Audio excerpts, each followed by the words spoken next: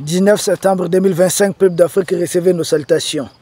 Malgré certaines pressions, la jeune française a échoué à obtenir la libération de l'officier de la DGSC détenu ici au Mali pour avoir voulu déstabiliser les institutions du Mali. Et face à son échec cuisant, qu'est-ce qu'Emmanuel Macron fait? Lui qui voit le Mali, l'AES, la Russie partout. Emmanuel Macron aurait décidé d'expulser des diplomates du Mali. En réponse, le Mali ne se limite pas à des diplomates français. Vous connaissez le pouvoir très souverainiste de son excellence le président Assimi Goïta. Le Mali décide de répliquer en expulsant cette fois-ci 5 diplomates français. 5 diplomates français expulsés pour sauver un peu la face. La jeune française fait quoi? Cette fois-ci, elle décide d'expulser un diplomate malien. Donc, un navet d'échecs cuisants. Et qui ont commencé par 2, ils sont à 1. Le Mali a déjà expulsé 5 diplomates français. C'est là que les journalistes maliens donnent l'information. Je salue au passage cette information, je tiens ça d'Isiaka Tamboura, un journaliste très respecté ici. Mais de l'autre côté, du côté de la France, ce n'est pas un journaliste qui informe. Mais il s'agit d'un mercenaire médiatique qui communique. Et puisqu'il aime communiquer, nous allons communiquer, décrypter, analyser. Il s'agit de Serge Daniel. Vous le connaissez sans doute. Il a publié tout sauf l'information. Parce qu'il n'a pas fait part des 5 diplomates que le Mali a décidé d'expulser de son territoire. Sans tambour, sans trompette.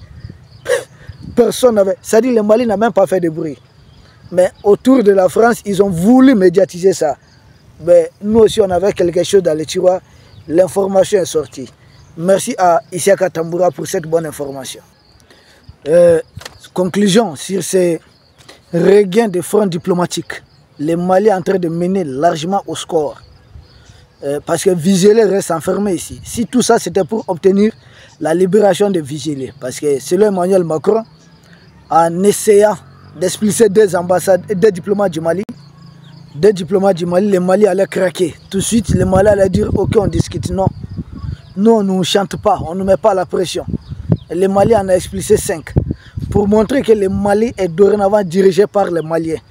Qui pouvait rêver de ça il y a 6 ans de cela? Personne. Quand Emmanuel Macron convoquait nos chefs d'État, retrouvez-moi au sommet des Pau. Quand Emmanuel Macron décidait de venir au Mali, il disait au président malien, trouve-moi à Gao bien à Tombouctou. C'était à lui de décider. Il était tellement puissant. Et quand Emmanuel Macron se rendait au Burkina, il disait aux étudiants, problème de climatisation, c'est votre président qui doit régler ça. Et s'il n'est pas allé régler de telles humiliations. Dorénavant, c'est derrière nous. Nos pays nous appartiennent. Nous sommes réellement indépendants et souverains. Et nous sommes en train de construire cette souveraineté. Sur le volet diplomatique, là, il n'y a plus de débat.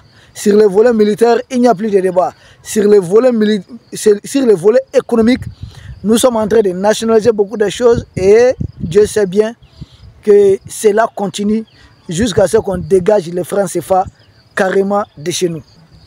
Seulement, peuple d'Afrique, il y a une confusion notable entre des mercenaires médiatiques de la jeune française. Le journal Le Monde parle d'un agent de la DGSC que le Mali a enfermé. Que c'est à la suite de ça que Paris a pris cette décision. Serge Daniel, lui, ne parle pas d'agent de la DGSC, mais il parle plutôt d'un diplomate français détenu au Mali. Finalement, des 2, qui dit la vérité? Or, nous savons que le journal Le Monde, c'est un journal qui appartient au boss d'Emmanuel Macron, à ceux qui ont eu à financer sa campagne, ceux qui l'ont vraiment aidé. Bon, le journal Le Monde parle de quelque chose. Serge Daniel, depuis sa position, je ne sais pas, à Dakar ou ça, il ose contredire la version du journal Le Monde. Finalement, des 2 là, qui est vraiment français? Le journal Le Monde, nous savons que ça appartient à Xavier Niel et même à Mathieu Picasse en partie. Il s'agit de 2 milliardaires français. Xavier Niel, d'ailleurs, qui a pour gendre l'homme le plus riche de la France, voire de l'Europe, Bernard Arnault. Oh. Xavier Niel avance quelque chose. Serge Daniel, lui qui est son boss, c'est Emmanuel Macron. Mais Emmanuel Macron a pour boss aussi Xavier Niel. Qu'est-ce qu'il contredit là? Il faut qu'il fasse attention. Sinon, il risque d'être remercié en fin de carrière. Oui, c'est possible. Donc, voici la confusion. Certains médias d'influence de la France parlent bien et bien d'un agent de la DGSE arrêté. Mais l'Africain devenu français, lui, il continue d'insister sur le fait qu'il s'agit d'un diplomate. Serge Daniel n'a rien compris. Le président Laurent Gbagbo a pour habitude de dire, si on t'envoie, il faut savoir t'envoyer. Il ne peut pas être plus français que Xavier Niel, plus français que Mathieu Picasse, plus français qu'Emmanuel Macron. Il faut aller doucement, Serge Daniel. Sinon, ton travail là, c'est en danger. Nous continuons avec l'analyse. C'est le deuxième point qu'on doit retenir à tout point, c'est le volet communication. Parce que Serge Daniel et autres médias de la France n'ont pas réellement donné l'information en tant que telle. Ils sont totalement dans la communication. Parce que la jeune française, à travers ses journalistes, vous avez un volet où on dit que la France décide de suspendre sa coopération, de mettre fin à sa coopération avec le Mali dans le cadre de la lutte antiterroriste. J'ai dit au Mali, nous on ne sait même pas qu'il y avait un cadre de coopération avec la France. Ce n'est pas vrai. Non, ce n'est pas vrai. Ça, ce n'est même pas le volet communication. Ils sont dans la désinformation totale. C'est du mensonge. Mais je vais vous expliquer pourquoi. Ils inventent ces mensonges pour 3 raisons. La première raison qu'il faut retenir, vous vous souvenez du moment où Vigile a été arrêté. Ils avaient laissé entendre d'abord, premièrement, qu'il s'agissait d'un diplomate. Deuxièmement, ils disent qu'il s'agit d'un agent de la DGSE, mais qui avait été détaché spécialement auprès du Mali pour coordonner les opérations de lutte antiterroriste, c'est-à-dire collaborer dans ce cadre. Les Mali avaient botté ça, c'est-à-dire on a balayé ça d'un revers de main. Maintenant, en avançant la fin de toute coopération avec le Mali de lutte contre le terrorisme, la France veut faire croire, c'est-à-dire veut blanchir Vizelier, veut faire croire qu'en réalité Vizelier a été arrêté dans un cadre de coopération sécuritaire de lutte contre le terrorisme, c'est-à-dire dans un cadre officiel. Or, ce cadre-là n'existait pas, n'existait plus. Depuis que le Mali a mis fin à l'accord de défense avec la France en 2022, depuis que le Mali a décidé d'expulser certains officiels de la France et leurs fonctionnaires qui étaient dans tous nos ministères, depuis que le Mali a décidé de mettre fin à Takuba, mettre fin à Barkhane, toutes ces choses-là, on n'a plus un cadre officiel de coopération, de lutte contre le terrorisme ensemble avec la jeune française. C'est un mensonge. C'est de la manipulation qui ne tient pas debout. Donc c'est une manipulation. Mettre fin à la coopération, jusque-là, ça vise à faire croire que le Mali avait un cadre de coopération avec de lutte contre le terrorisme avec la jeune française. Et que c'est dans ce cadre que Vizelier aurait été arrêté. Donc que le Mali aurait violé un tel accord. Ce n'est pas vrai. C'est du mensonge, c'est de la manipulation. Nous n'avons aucun cadre de collaboration avec eux. Macron, il finira par se faire avoir dans son propre piège. Et d'ailleurs, mieux, depuis que le Mali a déposé plainte contre la jeune française pour son soutien au terreau, il y a encore quel cadre de collaboration? Mais c'est une incohérence, quel paradoxe. Le Mali va déposer plainte auprès du Conseil de sécurité des Nations Unies contre la jeune française pour son soutien aux terreaux qui sont en train d'endeuiller l'espace sahélien ici. Et d'ailleurs, c'est l'œuvre de Sarkozy si les terreaux ont été lourdement armés en Libye. Un président de la jeune française. Donc, on ne peut pas porter plainte contre la France pour soutien au terrorisme et qu'au même moment, nous collaborer avec la même France pour lutter contre les groupes terroristes. Mais de vous à moi, est-ce que ça peut passer même? Mais ils prennent des Africains comme des enfants. C'est-à-dire qu'ils sont convaincus que nous n'avons pas leur idée, leur capacité de réflexion. Or, nous leur dépassons à tout, de tout. C'est du mensonge. Ils n'ont aucun cadre de collaboration. Les terreaux pour nous là, c'est la jeune française elle-même. Pour être clair, quand on dit lutter contre les terroristes là, quand le Mali dit lutter contre les terroristes là, cela implique la jeune française. D'ailleurs, dans toutes nos dernières déclarations, ce n'est caché de personne. Quand on parle de sponsors étatiques étrangers, il s'agit de qui? Il ne s'agit pas de la Malaisie ou bien de la Thaïlande ou bien du Cambodge. Non, il s'agit de lui, Emmanuel Macron, qui le fait via certains pays voisins. Ça, ce n'est caché de personne. Dans tous nos communiqués officiels, on a ces volets. Mais à dire que lui, il met fin à toute coopération de lutte contre le terrorisme avec le Mali. Cette coopération n'existe pas. Comment mettre fin à quelque chose qui n'existe pas? Ça, c'est la source de la sorcellerie pro max. Ça s'appelle Emmanuel Macron. L'homme qui dit, il ne faut pas humilier Poutine. L'homme qui dit, il faut envoyer des troupes au sol pour humilier Poutine. L'homme qui dit tchou tcha, tchou tcha. Il n'est pas cohérent dans ses propos. C'est peut-être une façon pour lui de dire que dorénavant, lui, il s'engage publiquement à soutenir les terreaux contre l'effort de l'AS. Mais ça, là, c'était déjà en cours. Nous, on le savait déjà. Il n'y a rien de nouveau. Fouille. Ah oui, il n'y a rien de nouveau sous le soleil. C'est du CG là. Cette façon de dribbler là, ça ne marche pas avec nous. Pour nous, les terreurs que nous combattons ici, les terreurs, c'est santé. Ah oui, il n'y a pas d'être c'est santé. Ceux qu'on envoie là, comme qui se présentent comme djihadistes ou autres là, ils ne sont que des missionnaires. C'est des mercenaires. Mais qui en est le commanditaire? Qui est derrière? Qui les renseigne? Qui les forme? Qui les équipe? Qui les finance? Qui fait leur communication? C'est ces derniers, les vrais terreaux. On ne peut pas déposer plainte contre vous pour soutien au terrorisme et dire qu'on a encore un cadre de collaboration, mais Macron lui-même.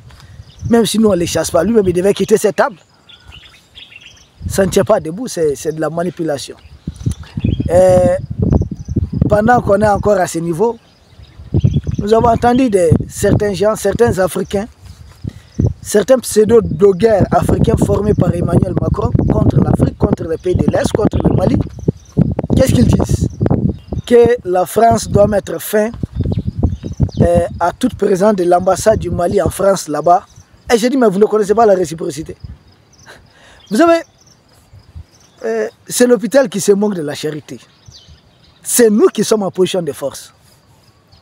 Je veux que ces pseudo-blogueurs-là, à qui on a les constipés intellectuels, des pseudo-diplomates à qui on a fait croire que ce sont eux qui doivent diriger l'Afrique contre les Africains. C'est fini là. C'est fini, sortez de votre sommeil. Fermer l'ambassade du Mali en France correspond aussi à ce que le Mali doit fermer l'ambassade de France au Mali. Et même, on va fermer leurs ambassades dans l'ensemble de l'espace AES. Et vous pensez qui est perdant? Ils disent, mais vous avez des ressortissants là-bas? Oui, mais ils ont des entreprises ici. Nos ressortissants travaillent honnêtement et payent leurs taxes. Mais en échange, beaucoup de leurs entreprises, à présent, sont épinglées par nos services de fiscalité. Et ils ne payent pas de taxes régulièrement. Ils ont mis combien d'années ils ne payaient pas de taxes, profitant d'un texte injuste que nous trouvons injuste, de la double imposition. Nous, nos ressortissants qui travaillent là-bas, comme des ouvriers, on prélève des taxes sur leur salaire. Mais les entreprises françaises qui étaient ici ne payaient pas de taxes. Et c'est une injustice monstrueuse. Ces entreprises payent leurs taxes en France. Mais si tel est le cas, nos travailleurs qui étaient là-bas devaient payer toutes leurs taxes ici. Et ce sont eux qui ont cherché à ce que nos gens partent là-bas. Qu'ils remboursent tout ce qu'ils ont volé et pillé là. C'est largement suffisant pour développer le Mali et pour faire revenir tous ceux qui sont là-bas d'ailleurs. Ah oui, tous ceux qui nous ont volé et pillé là. Et vous savez ce que leurs entreprises gagnent ici? Et puis il y a des gens qui ne comprennent rien. Si vous prenez les chiffres, le nombre de ressortissants que nous avons là-bas, par mois, ce qu'on prélève sur leur salaire, ce qu'ils cotisent en France, ça fait combien? Pour un pays qui est en train de chercher 44 milliards de dollars, ou bien d'euros là, pour l'année 2026, combien simplement nos travailleurs cotisent là-bas? nous appelons les dirigeants de l'AS à accélérer la mise en place des politiques de développement et autres, des véritables politiques de développement. Mais nous sommes combien? Au Mali, nous ne sommes que 25 millions. L'espace AES là, qui est beaucoup plus grand que la CEDEAO, ne totalise pas 100 millions d'habitants. Je dis bien 100 millions d'habitants. Il y a des petits pays qui ont 100 millions d'habitants. Nous devons peupler nos pays. Nous avons besoin de main-d'œuvre pour travailler et non pas refouler et non pas chasser, pousser nos main-d'œuvre vers d'autres pays. Ça, c'est dû au fait que peut-être nous-mêmes, nous n'utilisons pas suffisamment nos main-d'œuvre. Ça, c'est la première raison. Deuxième raison, mais ce qu'on appelle nos ressortissants, beaucoup se sont mariés là-bas, beaucoup ont des enfants là-bas. Et comment ils vont faire? Ils veulent les divorcer ou bien faire de leurs enfants là-bas des orphelins. C'est des enfants, quand ils deviennent meilleurs, là, ils jouent là-bas comme Kylian Mbappé, qui vont rehausser le drapeau de la France. Ah oui, oui. Certains même vont dans leur armée. Ah oui. Donc, c'est compliqué ce que vous dites. Mais tentez de les toucher, par exemple. Mais toutes leurs entreprises seront nationalisées. Toutes leurs entreprises. Télécommunications, restaurants, hôtellerie. Vous savez, ils ont combien d'entreprises ici? On ne va pas parler de 100. Toutes leurs entreprises. Et ça fait l'entrée d'argent là. Ça fait combien? Vous jouez avec les mots. Hein. Vous avez vos ressources. Mais et ils ont tellement ici là. Une seule entreprise. Ils gagnent combien par an? Télécommunications, secteur de santé, hôtellerie, restaurants, d'autres secteurs encore. Vous pensez que nous n'avons pas suffisamment de moyens de représailles? Ça ne fonctionne pas comme ça. Détrompez-vous. Et d'ailleurs, c'est que ces fameux blogueurs n'ont pas pris en compte ce que toute ambassade, dans les jargons géopolitiques, on dit les ambassades sont les nids d'espions. Les ambassades sont les nids d'espions. Toutes les opérations de déstabilisation, si réellement nous avons notre plainte contre l'agent française pour soutien au terrorisme, toutes les opérations de déstabilisation du Mali sont coordonnées à partir d'où? En plein territoire malien. Viselier, ça était sous couvert de quoi? De leur ambassade. Donc ils vont perdre le principal levier de coordination de toutes leurs opérations de déstabilisation contre le Mali. Ah mais c'est tout. Nous n'avons pas une ambassade là-bas pour coordonner des opérations de déstabilisation contre la France. Mais et leur ambassade, c'est à ça aussi que ça sert en partie. Donc ils n'ont pas intérêt à aller jusqu'à ce niveau. Non, non, non, ils n'ont pas intérêt. Parce que ça serait fini. Ça serait fini. Ce sont eux qui veulent, selon eux, reprendre leur zone d'influence. Ils ont plus à perdre que nous. Nous avons à construire la souveraineté de notre pays avec les actuelles autorités. Donc la gente macronienne, la Kamise, elle ne peut rien faire. Ah oui. Et les Maliens, quand ils disent les Maliens sont partis, mais ces Maliens vivaient ici avant, non? Et il y a d'autres pays dans le monde. Si certains veulent, ils peuvent rejoindre ces pays. Mais les entreprises françaises vont aller où? Rien, pipeau. Seulement pour terminer, nous nous appelons à élargir de telles mesures au petit pays qui est à côté de nous, le président du petit pays, la Mauritanie. Une fois, quelqu'un m'a envoyé un message, je vous admire beaucoup, général, mais vous tapez sur la Mauritanie. Avec tout le respect que je dois à cette personne, je ne suis pas, si vous m'admirez, c'est tant mieux. Admirez-moi tel que je suis. Je suis un humain avec, voilà. Je ne cherche pas à plaire à tout le monde, loin de là. Et je défends l'Afrique. Et défendre l'Afrique, c'est empêcher qu'une minorité prenne en otage la Mauritanie. C'est empêcher qu'une minorité qui a pris la Mauritanie en otage puisse vouloir dicter sa loi au Mali en servant de base arrière aux opérations de déstabilisation contre le Mali. Nous ne sommes pas dans des trucs de personnes. Il faut rester cohérent et constant. Ce qui compte pour nous, c'est de finir avec ce terrorisme qui sert de guerre de procuration. Si les dirigeants mauritaniens sont intelligents, ils n'ont pas intérêt. Parce que jusque-là, les impérialistes qui sont derrière sont en train de doter les mêmes terroristes des drones. Mais demain, là, où est-ce que ces terreurs-là vont finir? Sont-ils convaincus que le pacte de non-agression qu'ils ont avec ces terreurs-là, ce pacte-là tiendra longtemps? Non. Donc pour moi, dent pour dent et pour eux.